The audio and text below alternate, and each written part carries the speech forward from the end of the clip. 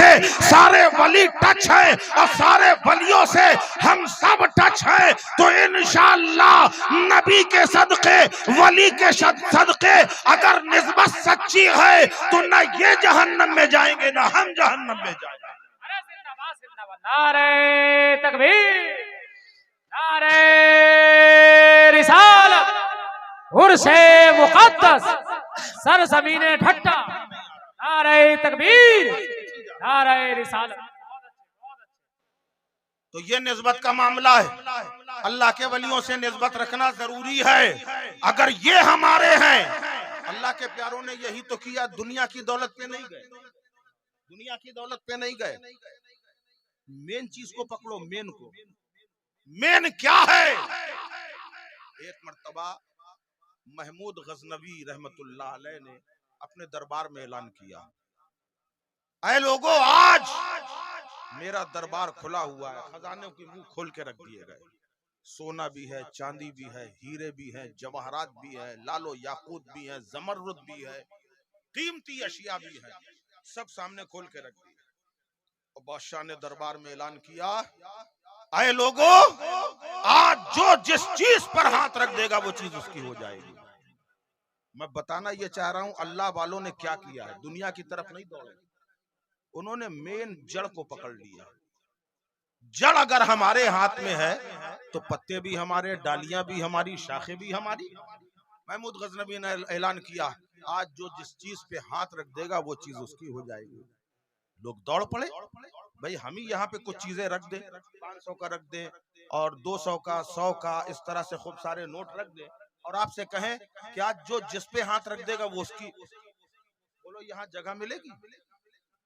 सब दौड़ के आएंगे कि नहीं? तो हाथ ही तो रखना है, सब आ जाएंगे। अब आज देखिए इतनी शानदार महफिल मीलादे मुस्तफा है, अल्लाह के वलियों का जिक्र है और मजमा, इतना हजारों का मजमा यहाँ वहां टहल, मगर इधर नहीं आ रहा। और कल जगह कम पड़ जाएगी। एक होती है अपनी मर्जी, एक होती है रब की मर्जी। एक काम होता अपने मजे के लिए और एक होता है अल्लाह वालों के मजे के लिए। और से कर रहे हो तुम अल्लाह वालों का और मजा दे रहे हो शैतान नहीं। अल्लाह और उसके नबी की खुशी के लिए हर काम करो। मैं महफिले सिमा का खिलाफ नहीं हूं, मगर वो महफिले सिमा जो गरीब नवाज ने सुनी है, वो महफिले सिमा जो कुतुबुद्दीन बख्तियार काकी ने सुनी है। तारीख तो यहाँ तक बताती है कि उनका विसाल ही महफिले सिमा ने। बख्तियार काकी जब कव्वाल पढ़ता था, यकजम वही शेर याद नहीं आ रहा, तो उसी कव्वाली की हालत में आपको का विसाल हुआ। तो मैं इसका खिलाफ नहीं हूं, मगर जो आजकल राइज करके रखा है ये गलत है। सूफियाना महफिल हो, उसी में नबी की नात हो, मौला अली का कौल हो, अल्लाह के वलियों का जिक्र हो, वो महफिल होती है। उसको सुनने के आदाब भी होते हैं। ये थोड़ी कि हर हालत में आके खड़े हो गए, न वजू है न कुछ और महफिले सिमा सुन रहे, कुछ हासिल नहीं होगा। इसलिए मेरे भाई ध्यान रखो, वो काम करो जो अल्लाह और उसके रसूल की रजा के लिए। मैं अर्ज ये कर रहा था, निस्बत। महमूद गजनवी ने ऐलान किया, आज जो जिस चीज पर हाथ रख देगा वो चीज उसकी हो जाएगी। लोग दौड़ पड़े, किसी ने सोने में हाथ रखा, किसी ने चांदी में हाथ रखा, किसी ने लालो याकूत पे हाथ रखा, किसी ने जमरुद पे हाथ रखा, किसी ने मोतियों पे हाथ रखा, किसी ने हीरे में हाथ रखा, किसी ने दौलत पे हाथ रखा, सब ने हाथ रखा, मगर एक गुलाम किनारे खड़ा हुआ था, सर झुकाए हुए खामोश। महमूद गजनवी ने उसकी तरफ देखा और कहा, क्या तूने ऐलान नहीं सुना? सारे लोग दौड़ पड़े, सबने खजानों के पे हाथ रख दिया, तुमने हाथ क्यों नहीं रखा? कहा, हुजूर मैं हाथ तो रखूं, मगर एक बार और सोच लीजिए, क्या वो चीज मेरी हो जाएगी मैं जिस पे हाथ रखूंगा? कहा, हाँ बिल्कुल, किसी ऐसे वैसे का ऐलान नहीं है, ये बादशाह का ऐलान है, रख जिस पे हाथ रखेगा वो चीज तेरी हो जाएगी। क्या हुजूर एक बार और सोच? बादशाह को जला ला गया, अरे ये किसी ऐसे वैसे का नहीं, बादशाह का ऐलान है, जब कह दिया तो कह दिया, पत्थर की लकीर है, जिस पर तू हाथ रख देगा वो चीज तेरी हो जाएगी। बड़े अदब से आया, पीछे से सर पे बादशाह के हाथ रख दिया, बादशाह के सर पे हाथ रख दिया। बादशाह ने मुड़ के देखा, तेवर बदल गए। कहा ये क्या हिमाकत है, क्या नादानी कर रहा है? कहा हुजूर नादानी नहीं, बहुत देर से सोच रहा था कि क्या करूं कि सब कुछ मेरा हो जाए।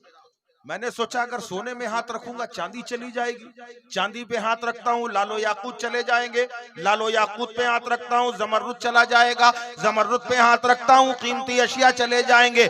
इसलिए मैंने सोचा कि क्यों ना उस पर हाथ रखो कि जो सारे खजानों का मालिक है। अगर आप हमारे हो गए तो सारे खजाने हमारे हो गए। सहाबा ने भी यही किया है, इज्जत की तरफ ना गए, शोहरत की तरफ ना गए, दौलत की तरफ ना गए, तमगात की तरफ ना गए, बल्कि नबी के कदमों को थाम लिया कि या रसूल अल्लाह आप हमारे हो गए तो सारी कायनात हमारी हो गई। जन्नत की बहारें हमारे लिए हैं, जन्नत की नहरें हमारे लिए हो जाएंगी, सारी कायनात का हुस्न और जमाल हमारे लिए हो जाएगा। इसलिए दुनिया में न जाओ, अल्लाह उसके रसूल की खुशी के लिए काम करो। जो काम अल्लाह और रसूल की खुशी के लिए किए जाते हैं उसका फायदा दुनिया में भी मिलता है और आखिरत में भी मिलता है। अल्लाह के वली बनने के लिए अल्लाह वालों से निस्बत रखना पड़ती है। विलायत की 3 किस्में हैं। मैंने बताया था कि उर्स के ताल्लुक से तकरीर है, उर्स ही पर होगी। अच्छा, ये जो उर्स होता है, उर्स के माने उलमा बैठे पूछिए क्या है। मैं बहुत अपने मिजाज को बदल के तकरीर कर रहा हूँ क्योंकि हम आपका मिजाज समझ चुके हैं। हम चाहे कलेजा निकाल के रख दें, आपको बोलना है नहीं, तो इसलिए मजबूरन मुझको अपने मिजाज को बदलना पड़ रहा है। उर्स क्या है?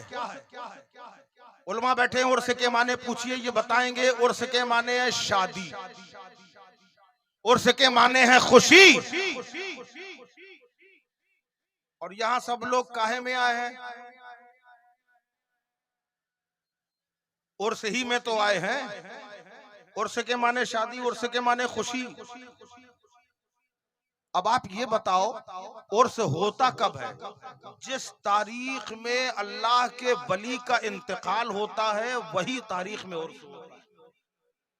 एक अल्लाह के वली दुनिया से चला गया, तुम खुशियां मना रहे हो, तुम उर्स मना रहे हो। कभी इस पे गौर किया? अरे यार, जब कोई मर जाए, कोई खत्म हो जाए, कोई इंतकाल कर जाए तो वो गम का वक्त होता है या खुशी का होता है? अल्लाह का वली दुनिया से रुखसत हो गया और आप खुशी मना रहे हो, आप उर्स मना रहे हो, आप जश्न मना रहे हो, तो वजह क्या है? दुनिया के लिए गम है, मगर अल्लाह के वली के लिए इससे बड़ा खुशी का दिन नहीं है। जब तक दुनिया में रहता है, जमीन के ऊपर रहता है, नबी के दीदार की तमन्ना करता है, और जब कब्र में जाता है तो खुशी से उछल के कहता है कि अब मुस्तफा का दीदार होने वाला है। इससे बड़ी मेरे लिए खुशी का कोई दिन हो ही नहीं। नारे तकबीर, नारे रिसालत, अज़मते मुस्तफा, सीरते मुस्तफा, सूरते मुस्तफा, शाने मुस्तफा। नारे तकबीर, नारे रिसालत। फायदा क्या है? इसके अलावा उर्स का फायदा, दूर दराज से लोग आए, उर्स में आए, एक अल्लाह के वली के उर्स में हाजिर हो गए। किस लिए आए? हम मुरादे मांगेंगे, हमारा काम हो जाएगा। कोई अपनी परेशानी बताएगा, परेशानियां खत्म हो जाएंगी। हम मदद को आवाज लगाएंगे, हमारी इमदाद होगी। सब अपने अपने दिल में कुछ सोच रहे हैं। क्यों भाई, आप अपने घर से ये काम नहीं कर पा रहे थे? हम सुन्नी है सुन्नी? अब कहो अल्हम्दुलिल्लाह, हम सब सुन्नी हैं। और हमारा ये अकीदा होना चाहिए कि हम घर से पुकारें, चाहे बाहर से पुकारें, खेत से पुकारें या खलियान से पुकारें, अल्लाह का वली हमारी आवाज सुन लेगा। बोलो, सुन सकता है कि नहीं? आप बोलोगे नहीं, मैं खत्म कर दूंगा तकरीर। अल्लाह का वली सुन सकता है कि नहीं? चाहे जहां से बुलाओ, तुम्हारी आवाज सुन ली जाएगी, तो फिर यहाँ आने की जरूरत क्या है? यहाँ क्यों आया? अपने अपने घरों से कह देते क्या अल्लाह के वली हमारी इमदाद फरमाइए, आवाज पहुंच जाती, मदद हो जाती। आप घर से पुकारते कि हमारी परेशानियों का समाधान हो जाए, अल्लाह का वली सुन लेता, हो सकता है करम हो जाता। फिर यहाँ आने की जरूरत क्या है? है ना भाई, जहन में बात आती कि नहीं? ये शादी है, मैंने पहले भी आपसे कहा, उर्स के माने शादी। जैसे उर्स हो रहा है ऐसे ही शादी होती है।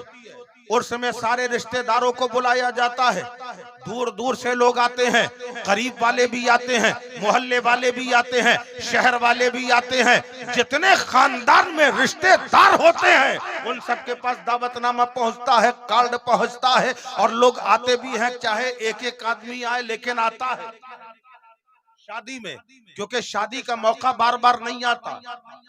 ऐसा ही जब अल्लाह के वली का उर्स होता है तो जितने इनके रिश्तेदार हैं वो सब भी आते हैं। अगरचे ये दुनिया से चले गए हैं मगर आवाज इनकी सब तक पहुंचती है। बगदाद से गौसे पाक भी आते हैं, अजमेर से गरीब नवाज भी आते हैं, कलियर से सुल्ताने कलियर भी आते हैं, देवा से वारे से देवा भी आते हैं, मखदूमे की छौछा भी आते हैं। जितने औलिया हैं यहाँ से कार्ड गया, दावत गई, उर्स हो रहा है। अली हैदर कलंदर का आने वालों का जमघटा लग गया मगर ये नजर नहीं आ रहे। तुम्हारे घर वाले नजर आते हैं। अब देखिए आगे बढ़ जाइए, निकाह हो जाता है, शादी हो जाती है, दुल्हन विदा होके जाती है। दुल्हन जब ससुराल पहुंचती है, गाड़ी वाला हो या रिक्शे वाला, दुल्हन पहुंचती है तो दूर उससे रिक्शे वाला कहता है कि भाई मैं सुबह से शाम तक 10 रुपए में लेकर आता जाता था मगर आज 10 में काम ना चलेगा, आज मुझे 501 चाहिए। बोलो कहता है कि नहीं? यानी नेक मुझे 501 चाहिए। अब दूल्हा का बाप कह रहा है बड़े आए 501 लेने वाले, सुबह से शाम तक 10 रुपए सवारी लेके आ रहे थे, आज दुल्हन को क्या बैठा दिया, 501 मांग रहे हो? कहा मांग नहीं रहा हूँ, 501 ही लूंगा। उसने कहा देखता हूँ कौन देता है, मैं हरगिज़ नहीं दूंगा। दूल्हा के बाप ने इनकार कर दिया। चचा करीब आए, कहने लगे भाईजान दे दो ना। कहा नहीं दूंगा। पता चला बड़े अब्बा आए, उन्होंने कहा दे दो, कहा नहीं दूंगा। अब पता चला खालू ने कहा, चचा ने कहा, दादा ने कहा, अपनों ने कहा, परायों ने कहा, देने वाला तैयार नहीं है। अब दूल्हा का दादा खड़ा हो गया और बाप से कहने लगा तू दे या ना दे, मैं अपने पास से दे रहा हूं क्योंकि ये मौके बार बार नहीं आते। बस यही हाल यहाँ होता है।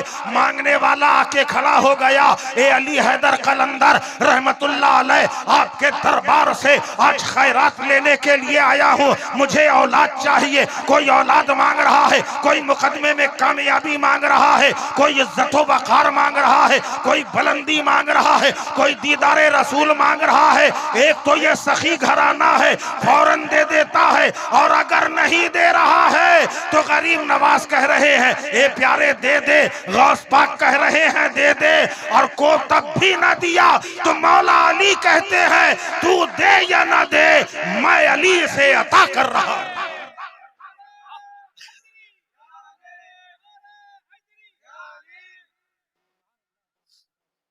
सुभान अल्लाह, ये अली भी है, हैदर भी है और कलंदर भी है। मौला अली अली भी है, हैदर भी है, कलंदर भी है।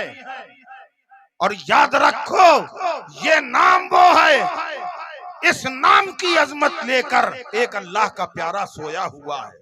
उसका फैजान मांगने का तरीका होना चाहिए। दरे करीम से बंदे को क्या नहीं मिलता, जो मांगने का सलीका है उस तरह मांगो। अजमेर की धरती में एक शख्स आया और आने के बाद गरीब नवाज की चौखट को चूमा, मजार को नहीं, चौखट समझ गए ना, अंदर घुसने का जो दरवाजा है, चौखट को चूमा, किनारे खड़ा हो गया, फातिहा पढ़ने लगा और फातिहा पढ़ के हाथ फेरा जाने लगा। खादिम देख रहा था, खादिम ने आवाज लगाई बड़े मियां इधर आओ। आ गए, बोलो। पूछा कहां से आए हो? कहा पाकिस्तान से आया हूं। अच्छा पाकिस्तान से आओ, कितने साल से आ रहे हो? कहा 20 साल से आ रहा हूं। 20 साल से अंदर क्यों नहीं गए? कहने लगा 20 साल से आ रहा हूं, कभी नहीं गया अंदर। जब आता हूं यहीं से मांगता हूं, यहीं से मिल जाता है, चला जाता हूं। का मजार को चूमा? का कभी नहीं चूमा। चादर को सर पे रखा? का कभी नहीं रखा। जब जब आया हूं चौखट को चूमा है, यहीं से मांगा है, यहीं से पाया है, चला गया। खादिम कहने लगा तब तो तुम्हारा आना बेकार है। इतनी दूर से आते हो, सफर की मुसीबतें उठाते हो, इतना पैसा खर्च करते हो, 20 साल से आ रहे हो।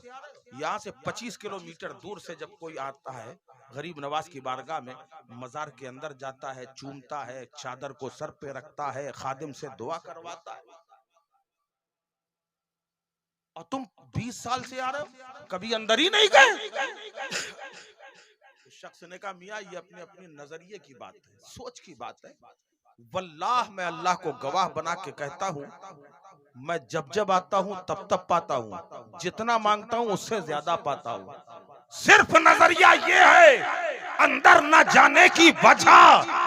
जब मैं पाकिस्तान से चलता हूँ दिल में ये ख्याल आता है कि वलियों के राजा, हिंदुस्तान के महाराजा की बारगाह में मैं जा रहा हूँ, और मैं गरीब नवाज के दर का फकीर हूँ। आप मुझे ये बताओ, फकीर जब आता है तो घर के अंदर घुस के भीख मांगता है या चौखट से मांगता है? लोग अंदर जागते हैं और मैं गरीब नवाज का फकीर बन के चौखट से मांगता हूँ। गरीब नवाज चौखट पे ही मुझे नवाजे।